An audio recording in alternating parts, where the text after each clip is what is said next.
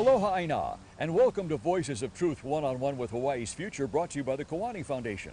I'm Ahu Keikahu Cardwell, and here we are today at Mauna Ala in Honolulu on the island of Oahu. And I'll tell you this right now, we have some wonderful ladies on the show as guests, so let's go on over here and meet them. Joyclynn, aloha. Aloha. How are you? I'm well. And Good. you? Joyclynn Costa. Did I say your name right? That's correct. Aloha, Clare. Aloha. Clare Apana, did I say your name right? That's very correct. Wonderful, good. So we're at Mauna Ala today, which is some of the most sacred land or aina in all of Hawaii, yes? That's correct. Tell us what Mauna Ala is. Oh, Mauna Ala is where our queen lays to rest and watches over her people. So the Queen of Hawaii, the last ruler of Hawaii, Queen Liliuokalani, is buried right down there in the crypt, right down these stairs, yes? That's correct. But it isn't just Queen Liliuokalani. There's a lot of other mo'i, or Hawaiian ali'i, that are down there also, and also buried on the grounds, sacred grounds of Mauna Ala, yes? Maybe right below our feet as well. Wow. As I understand it, this land is definitely part of the Kingdom of Hawaii. Yes. And recognized as such. So it's still sovereign Hawaiian Kingdom land, and only the Hawaiian Kingdom flag flies here. The U.S. flag does not fly here. We're not here today just to sightsee. We're standing here for a very specific reason, aren't we? That's correct. And that's because you have been involved for quite some time in a project that has direct connections to something that goes way back to the late 1800s, yes? Yes. Tell us what that project is. This is the Kui'e Petition Continues, 1897 to present. And this, really, we've been doing this we only started signing since the end of October of last year. Back in the late 1800s, when there was a threat of an overthrow of the Hawaiian Kingdom, Hawaiians from all different islands started two petitions. And they took them throughout the islands to get people to sign on to those petitions to say, no, we don't want to become annexed to the U.S., become part of America. We want to remain a sovereign country. We want to remain Hawaiian Kingdom nationals. That's yes? correct. That was the message of the Kui'e petitions. Right. The Kui'e petitions were actually started because the Queen asked that these petitions be done to block the last time that they legally tried to annex Hawaii in the U.S. Senate. Okay, good. So they went from island to island to get people to sign on. This is back in the days where there was no cell phones, no internet, no Facebook, no YouTube, none of those things. None of But how many signatures did they get on those petitions? So they got 21,400, I believe it's 62 signatures For the women. for the women's petition. Okay. And then the Kalai'aina got another 17,000, Plus, almost 18,000 signatures. So that was a lot of the Hawaiians alive at the time, yes? Percentage-wise, it was probably close to 96% of the people. Wow, so 96% of Hawaiians alive at the time, or people, actually because there were non-Hawaiians that signed that too, That is correct. said, no, we don't want to be annexed to America. We want to stay Hawaiian Kingdom nationals and stay a free Hawaii. That's correct. Now those petitions, once they were signed and filled up, they were taken somewhere, weren't they? They were taken to Washington, D.C., And they were presented to where? to the Congress, To the U.S. Congress. to the U.S. Congress, and it was introduced by Senator Hoare. And what happened when the senators in the U.S. Congress saw all these names of 96% of Hawaiians who said, no, we don't want to become annexed to the U.S.? Well, the first thing is they accepted it into record, Congressional record. congressional record. So now it becomes legal binding, and it defeated the Treaty of Annexation. So when all those senators back there saw that most all Hawaiians didn't want to be annexed and be part of the U.S., they essentially said, well, if you guys don't want to do it, then we're not going to do it. And the Treaty of Annexation failed, didn't it? Well, it's not only that they don't, if we didn't want to do it, they don't want to do it. If we didn't want to do it, they couldn't do it. They couldn't do it, aha. And it failed. And it failed. So there never was a Treaty of Annexation. Till today. Right. All right. So then time rolls on, and those petitions, they kind of got forgotten about as the generations went on, right? And they kind of got buried, if you will. And then if you roll the clock forward in time to what, maybe 20 years ago, a researcher rediscovered them where? In the National Archives. In the U.S. National Archives. That's correct. They were rediscovered. It was like a time capsule, if you will, yes? And we want to give credit to Noynoy Silva for doing that. Yes. And so now they became alive again. And so now this present generation got to see that their ancestors left them a message for today. Absolutely. Yeah. Left them the possibilities for today. Yes. So now that's where you ladies come in, right? That's Correct. correct. All right. And what did you do? Okay, Joyclynn and I have known each other for some years now, and we mostly have known each other through activism to protect cultural and Aina, just to protect our land and natural resources. And little did we know that I had this thought, and Joyclynn had this thought, that we have to get those petitions out and sign them again.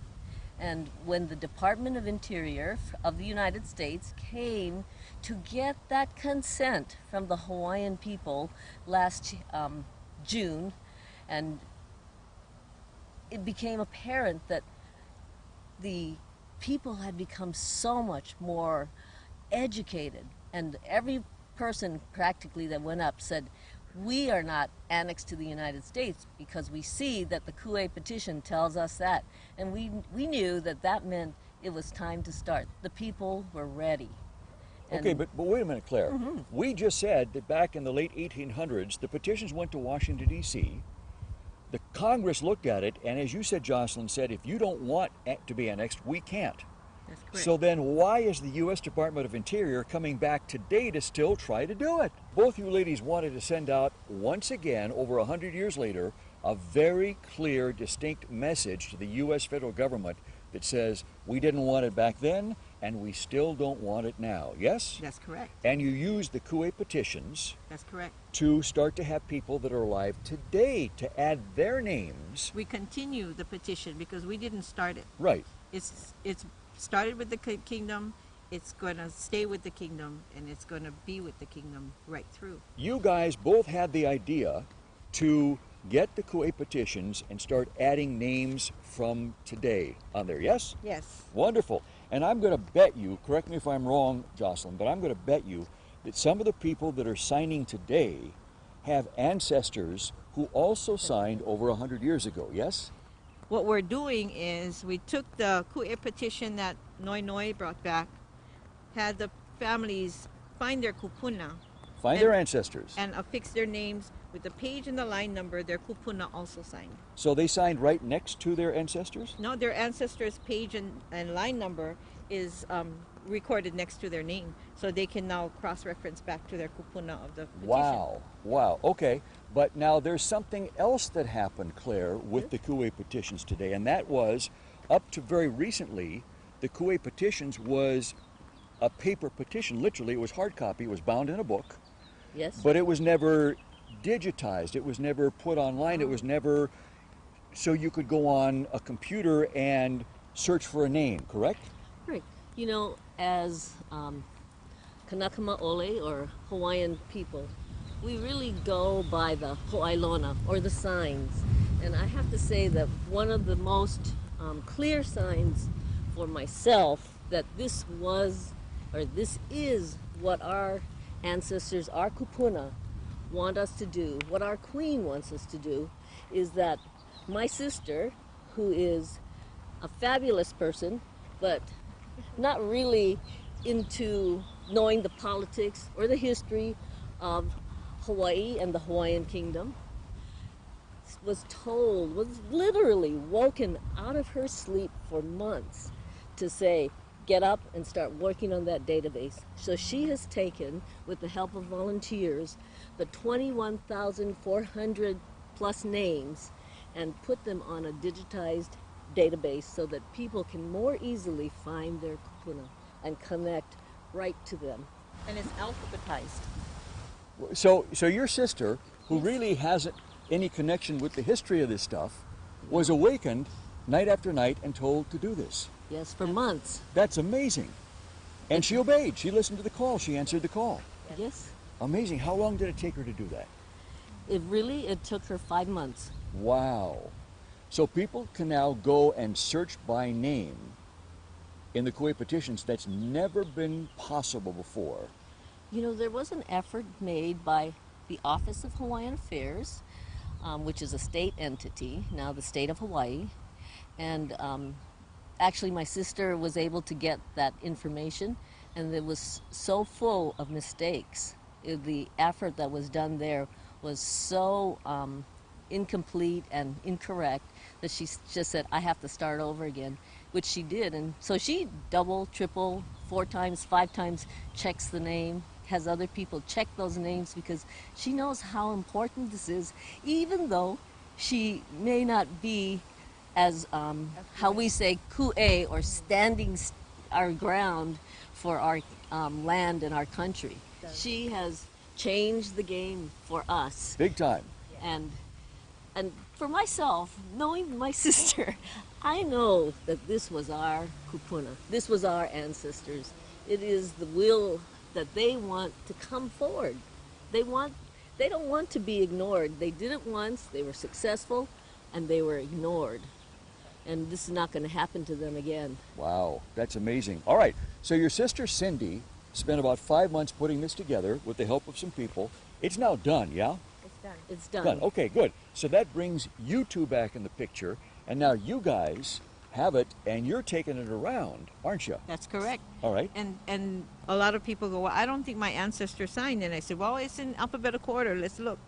And lo and behold, they find their kupuna. Then they open the Kui'e petition book to find their actual handwritten signature, and it just blows them away. I was going to ask you, Jocelyn, what's their reaction when they see the signature of their ancestor? What happens to them? Well, see, when we first started this effort, we, like Claire was saying, you know, they were ignored once before, and so we thought, okay, when their mo'opunas, their descendants, find them finally, they can then breathe life back into these kupuna. Well, it's opposite. When they open the book and they see the kupuna, they inhale instead. So the kupuna breathes life into them to realize who they are and what they need to do next. Isn't that amazing? The Oh. ancestors breathe life back into us Yes. rather than the other way around. We've been sleeping. Wow. We've been sleeping. Wow. Isn't that amazing? Most people would think, you know, when you're dead and gone. Oh, no. But that isn't true, is it? Oh, no. No. They're still working. Oh, yes. They're waiting Yeah. for us to become as clear as they were in that day in 1897. They knew what they wanted, and they knew that this place was a Hawaiian kingdom. Well, you know, Claire, they had to be, again, we go back to no Facebook, no cell phones, no YouTube, no online. Right. And they went by boat, by canoe, by horseback. By foot. By foot. Think how organized they had to be back then to accomplish this. With paper. And they had paper With with paper, them. yeah. On top of that, you know, and Yeah. organized and keeping this paper intact, and did it in 2.5 months. We've taken it to different places on Maui. We just recently in February had what we call the Ka'apuni. We marched it, we have a torch and we march around the island on foot. So the petition went with this march, With the marchers. with the marchers. Okay. And in Wai'ehu, we stopped in, and there were two gentlemen that were looking at the books, trying to find their kupuna. The database wasn't quite ready yet, so they were looking in the original books. And lo and behold, both of them simultaneously goes, I found my kupuna. And he goes, oh, where was your kupuna? And they exchanged pages, and they're on the same page. Really? And so now these two guys are sitting next to each other, and they go, give me a paper. We're going to sign the same paper, just like our kupuna. So that meant that their ancestors were sitting next to each other at the That's- time they signed. That's right. And over 120 years later, they find themselves sitting next to each other as Their descendants are sitting next to each other, Wow. signing a page together. Wow. Isn't that amazing? Yeah. Wow. Yeah. What kind of response? I mean, what do people, how do they feel? How do they react when they find this stuff? Tears. Lots of Tears. tears. Yeah. Lots of tears. Lots of what do I do next? You know? And for us, once the petition is signed, you've done everything you could for your country. That's the ultimate patriotism to your country, to stand with your country that way. Wow. What has it been like for you, Claire? Well, for me, it has been just the most rewarding, fulfilling, but also gratifying in the fact that I always want to do something. I want to express how I feel, and I feel that we should tell the truth about this place and about its history. And this has allowed me to bring that to many people. And you know what is really interesting is that sometimes when people find their kupuna, it's almost as if a whole line of thought becomes clear, and they go, I know what to do now. Oh, we didn't lose our country. Our ancestors spoke up for it, you know. My kupuna signed this and said, no, you cannot take my country. And all of a sudden it's like the lights go on and they know where they belong. And that is sometimes it's palpable. We can feel the air change, and you know, the chicken skin, whatever, you can just feel the change in that person as they connect back to their kupuna. Wow. Yeah. What makes it even more significant is that it doesn't stop there. They start getting on their cell phones. They want to call their family. They want to invite us to family reunions because they need to share this so that they can find their kupuna. We find a lot of the younger generation don't know past the third generation. So now they have to find the name of their kupuna, how it's spelt, so they can make sure that they're correct in who they're looking for. And it draws them to want to do genealogy again. All right, so Joyclynn and Clare, sounds to me like you ladies now have a full-time job, yeah? Well, I do have a full-time job, but this is my full-time passion. I gotcha. Full-time passion versus full-time job. This is pretty much, I have a little part-time job, and this is my full-time job. Yeah. I have to say that I'm always thinking about it. I wake up in the middle of the night and I say, oh, we could do that. Oh, we could go there. Oh, I wonder if these people would invite us and host us. You Wow. know, so it is, I don't know, Ehu, why, but it feels like it's something that needs to be done at this time. Like, when we say the present, that could go on for another 1,000 years. But this present seems like there's something that needs to have sort of an end point. Like this what we're doing here, our whole Kui'e petition continues of this present moment, has an importance to this time which has not been revealed to us yet. But it's palpable to me. And so it wakes me up in the night, just like my sister. So you do it even though you may not know the reason why. Absolutely. Wow. Yes. All right, now, ladies, we came over here for a reason. We're standing in front of a tomb. Please tell us who this is and what their significance to Hawaii is. Hi, this is Kawiki'ole, Kamehameha III. The third Ehu. Kamehameha. Yes, the third Kamehameha ruler. Right. And I don't know where to start to say what this means to us. He is the one who had the foresight to make a Bill of Rights, to make a constitution, to make treaties with other nations of Europe and around the world, Japan. So he did all those things for the Hawaiian Kingdom. Yes, I believe that he was a visionary that, well, I think pretty much the handwriting was on the wall when you could see the greed coming for the land. Yes. And how slowly we were losing more and more of our own inalienable rights to our land. And I think he did his very best to protect that. And he really set up something where the government of the United States has to go like this and say, I don't see that. I can't see it. No. There's no law there. There's no treaties. You know, we don't have that with you. And they really have to pretend like it's not there because he had such brilliant foresight. So Kawiki'ole, Kamehameha III, saw what was coming and knew that he had to take steps to protect the kingdom and Hawaiian Kingdom subjects as best he could. And so he did those things, the Bill of Rights for the Hawaiian Kingdom, the Constitution, and all those other things to, at least if it couldn't preserve the kingdom at that time, it was things that could be picked up later, like what you ladies have done, to carry it forward to show that the Hawaiian kingdom still exists, yes? That's correct. And, you know, our whole premise is that the petition started with the kingdom, and because of that, no one else has control over that petition but the kingdom, but the people of Hawaii. And so this is where we find our charge in knowing that we can do this. Let's talk a little bit more about where you ladies are taking the petitions. You said you had them on a march when you were on Maui, but where are some of the other places that you've taken the petitions for people to look at and to be signed? Oh, the latest place we've been is up at Mauna Kea.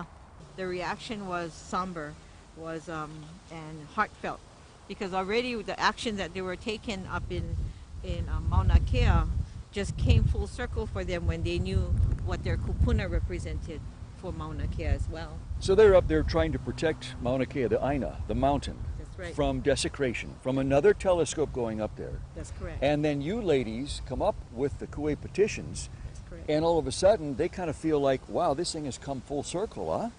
Yes. Well, you know, we went for a morning to an afternoon, and the entire time we were there, it was nonstop.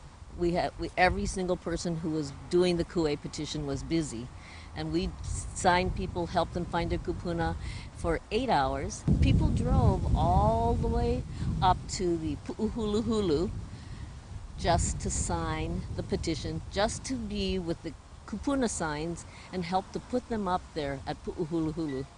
I mean, that's a long drive. That's a long drive if you know Hawaii Island well. Yeah, it's a long drive, and when you get there, it's cold. It's Yes. very high and cold. Yes. Jocelyn, you know, long term now, what do you plan to do with the petitions? What's your long-term plans for these petitions? You know, that's that $1 million question. What are we going to do with the petition? The petition, if you read it, has a destination. Which and it is? has a purpose. It's onto the President of the United States' desk. You know, that executive order has to be fulfilled, the compliance, and it's stated, you know, that no annexation. So it's simple. It's really simple. We're not making it complicated. We're not redoing anything. We're keeping it in its true form, and having people sign exactly the same way our kupuna did, and the destination has already been sought. Wow. So the executive agreement you're referring to is one that compels the President of the United States, whoever that is at the time, who is willing to honor it, to de-occupy Hawaii, pull the U.S. occupation presence out of Hawaii, so that the Hawaiian kingdom can again live. That's correct. And it's not a matter of whether he wants to or not, it's his obligation. He's compelled by law. Absolutely. Yeah. Wow, that's amazing. All right. So but before it gets there, before it gets to and gets on his desk, where else do you guys plan to take it? Do you plan to take it to the U.S.? Do you plan to take it outside of Hawaii? Our first goal is to take it to every single moku of the islands where it was signed. So everywhere throughout Hawaii again. We want to make it accessible for every single moku. And so right now we have done all of the mokus of Maui, and we are going to the big island, to Moku o Ke'awe, and we're starting there now. And we have people who are going to take the petition who live there, and their job is to take it to every single moku, make it accessible to all the people, because this is about the people's voice. And you know, it has never been done before, Ehu. The people's voice has never been broadcast clearly in this issue. And this is our way of helping to bring that back together, so the voice of the people will be heard again, and the voice of our kupuna along with our voice, to say that we have never stopped. We have never stopped loving this place. We have never stopped feeling responsible for seeing that this place is taken care of in the right way, and that we are the people here. It is us. We will find a way to go, whether we use points or beg people, we will get there. We want to make it available to anyone who wants to put their signature down to say, I'm signing with my kupuna. I join you in this clear thought that we do not want to be annexed to the United States. We are not annexed to the United States, and we can start from there. Wow. Be able to say, I stand for a free Hawaii. I stand as a citizen of the Hawaiian Kingdom, yes? Absolutely. Absolutely. Wow, that's amazing. You know what? That's where we got to leave it. Mahalo to you, Claire. Mahalo to you, Thank Joyclynn, you. for doing this. Thank This you. is an amazing thing you're doing because, again, even though we have Facebook, YouTube, cell phones, the internet, you guys are going around with paper and pen and pencil again, just like they did back then, aren't you? We have to. Yeah, you have to. You have to. Yeah. Thank you for doing this. Keep doing it. Keep listening for the call and keep standing up for the people of Hawaii, the land, the Aina, and the Hawaiian Kingdom. Thank you for keeping those lines open. Thank you. Well, our pleasure.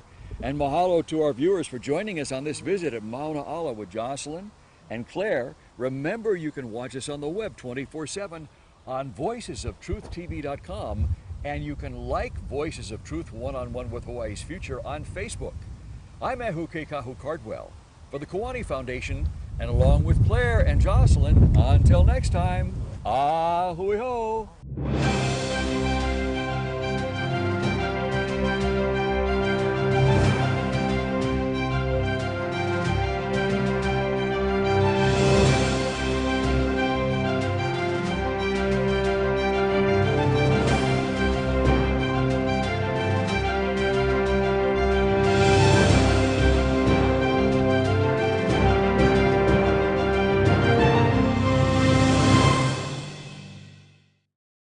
Mahalo for watching Voices of Truth One-on-One with Hawaii's Future.